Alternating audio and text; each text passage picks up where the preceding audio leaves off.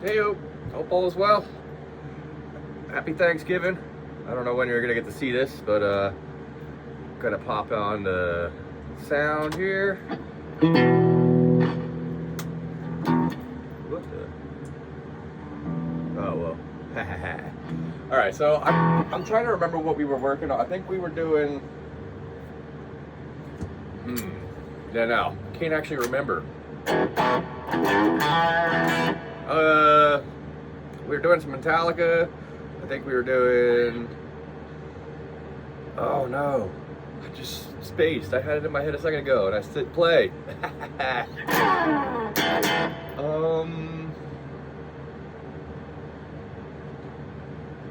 Well, I have a couple of ideas. So I have a couple riff ideas I want you to try. All right. So there's a couple songs that, I mean, I know I can't remember exactly what we were working on, but I think we were doing something heavier. So I wanted to give you a couple riff ideas you could at least work with. So I was thinking maybe Barracuda, we could start with one of those. So the intro riff for that starts with a power chord, open E. All right. So it starts with a chug though. Or the gallop chug. Dun, take it dun, take it dun, take it down. 1, 2, 3, 1, 2, 3, 1, 2, 3, 1, 2, 3, 1, 2, 3. Down, up, down, down, up, down, down, up, down, down, down, down, up, down, down, down, down, up, down, down, up, down, down, up, down. Okay?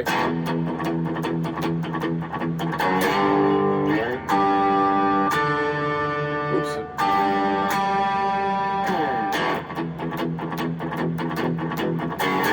Okay, so it goes from that E to an F sharp position at 2 and 4. 2 on the E string, 4 on the A string, and then we go up to 3 and 5. Same strings. And then usually we go for these harmonics. And I think, I don't remember which one, I'm pretty sure it's 12 and then 5, okay? And so I did want to talk about the harmonic a little bit. I'm not sure we did that. So the harmonic thing is like a very light touch.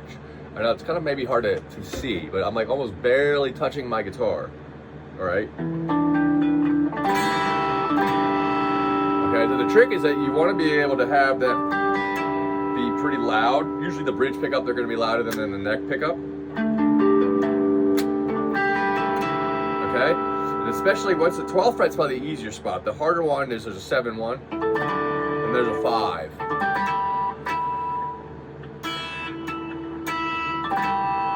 So I think I might have showed you some of these harmonics. So the trick is that you gotta add just 1, 12, then 5, and then back into the riff.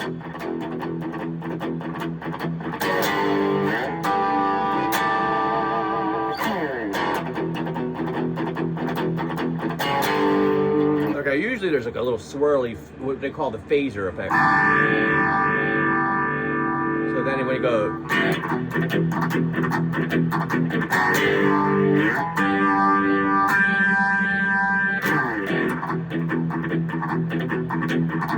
all right, now there's a couple of variations of that riff, but I want you to start working with that one specifically, because then in the main part of the song, when he goes into it, he's going to go like this.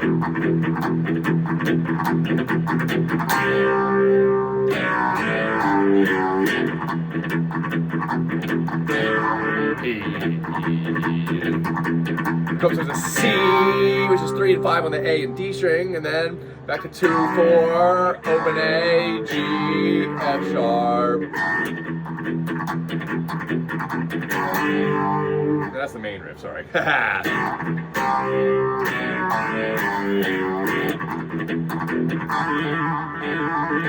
you gotta take those little trills. So that's kind of like I wanted you to start with that song. We can try and get into that. I think that's a good song to learn for the galloping and also for, I mean, it's just fun to play. But it does offer a lot of variations of using chords like power chords. And also single notes coupled with them. Like that particular one, I always played it with a bounce, B, A, and then single G. And then you end it with a power chord. So it's good combinations of using notes and chords at the same time, all right? All right, so that song is in the key of E. We did that. Turn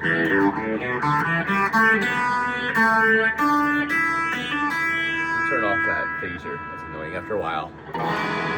Okay, so we're trying to think of something else we could pull out of here. I don't know if you ever did the Smoke on the Water riff.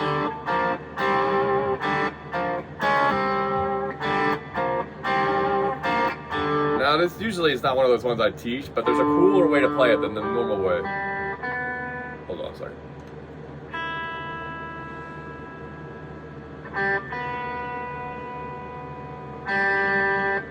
Okay. All right, so this one would be just, this is the real easy part, all right? So it's both D and G strings. You're gonna go 0 on both, 3 on both, 5. Then the next phrase is 0, 3, 6, 5. Then the first one again, 0, 3, 5, and then end with a 3, 0. 3. Okay, so all together.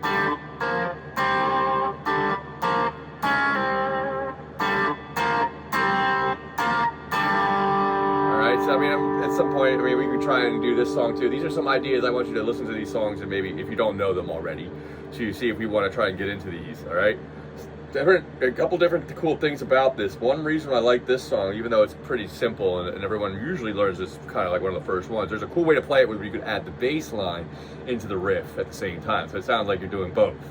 So if this is the main riff,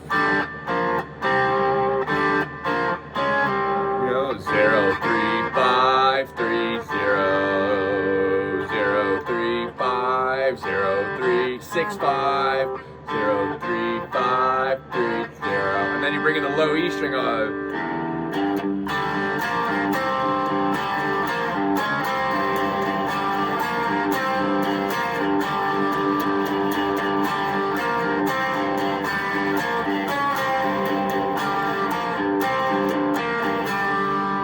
So I do this with the thumb. It's probably the easiest with the thumb because then it keeps all the other fingers that you normally play this with available.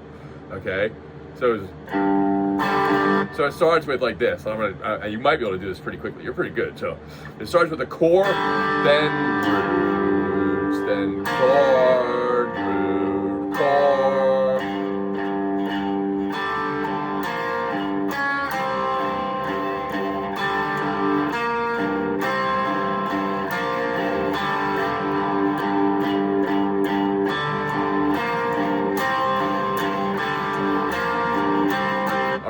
So the first is gonna go chord, root, chord, chord, root, root, chord, root, chord, chord, chord, chord, root, root. Sorry, chord, root, chord, chord, root, chord, chord, root, root, root, chord, chord.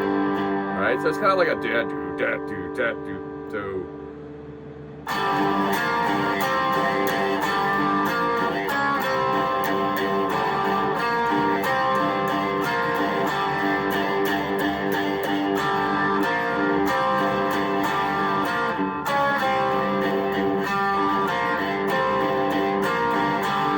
So the first thing to do is really get the first part down really well, because then what happens is you're just going to pretty much take the rhythm from a da da da da da da to this da din da din da din da din da din da da da da da da din da din da da da da din da da da da da da da da din da din da din da din da din da da din da din da din da din. So pretty much every single time you're not playing a chord, you're just going, okay? So you gotta try and make it fit like that. It's a cool idea to get into this type of a thing. And a lot of times also for the sake of like, if you don't have a bass player, it's great to have a bass player and he'll do that job for you. But at some point, like writing a song or coming up with an idea, you know, if you have a looper like I do here, you can actually like lay some layers down and get the idea of using the bass as well, covering the bass part as well as the guitar bit. You have a more comprehensive understanding about everything that's going on in the song. I feel like you probably will use this skill at some point because you pick up the guitar, a lot of the stuff I've showed you and the stuff that you've learned on your own pretty quickly. So the more of these things you're aware of, you know, like what other instruments are doing, the more it is easy to figure out everything, you know? Because sometimes the bass and the guitar are not quite doing exactly the same thing. It's actually more about what the bass and the drums are doing. So that's why it's cool to do this type of thing. I'm trying to think of another song we could try and add. I wanted to do, I was thinking NIB by Black Sabbath, which goes like this. I'm not sure if you know this one. I know you kind of got, or you know what, there's Alice in Chains, but they're a half step lower. Alice in Chains is cool. but they're a half step lower. So I don't know. We could try. We'll try that when you get back, because I think we'll talk about whether or not tuning down a half step is something you want to do. Because a lot of times, you know, a lot of guitar players like messing with tuning. So let me think here. What was another good one in standard though? Oh yeah. Let's talk about maybe NIB. So Black Sabbath is I mean, I'm sure you're aware of them a little bit. Their chord, the stuff that Tony does, the guitar player Tony Iommi, he does a lot of like two note chord variations. He'll do like 2, 3s, and 4s as far as the amount of notes per chord. Okay, he's not like a big old 6-string player like an acoustic, unless you're talking about the very beginning of not even then. Like I think sometimes he does, but not pretty rarely. So the idea, a lot of what we're gonna do in this type of song would just be power chords, like so.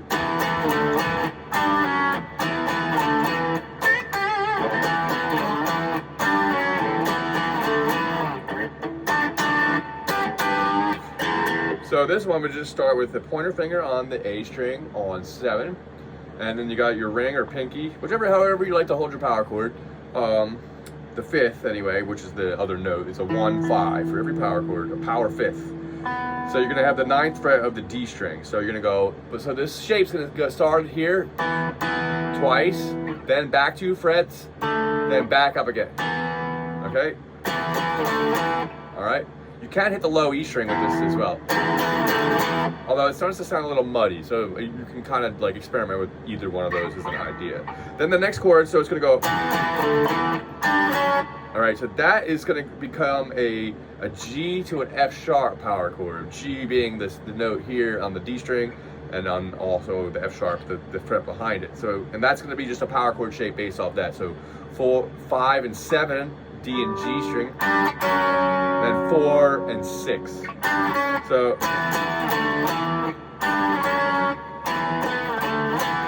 all right, so that's the main thing that's just gonna keep repeating itself.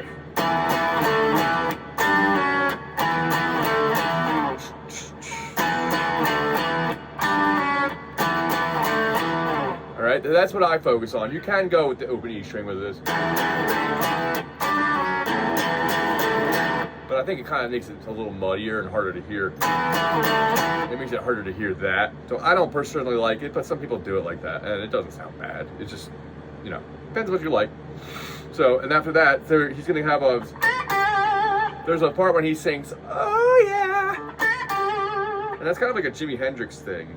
At least as far as I know, I don't remember a lot of people playing it quite like this until he did it, and then people copied him extensively. So it's like you grab the G string with your ring finger on 14, your middle finger on 13, and your pointer finger on 12, and you're gonna pull down, or you can push up too. The G string you can go either way, but I like pulling down. Pull down it, you pull down a whole step. So you bend up from the A on this note to a B, back to a G, which would be the 12th fret. So it it feels like you're going 14 to 12, but you're bending that 14. And then, so that's when the "oh yeah" comes in. All right, so oh yeah, oops, oh yeah. And I think he just grabs the 12th fret. You could either do the G and B strings, or the D and G, or all 3. And then he adds that in. So that'd be the whole riff like this. So.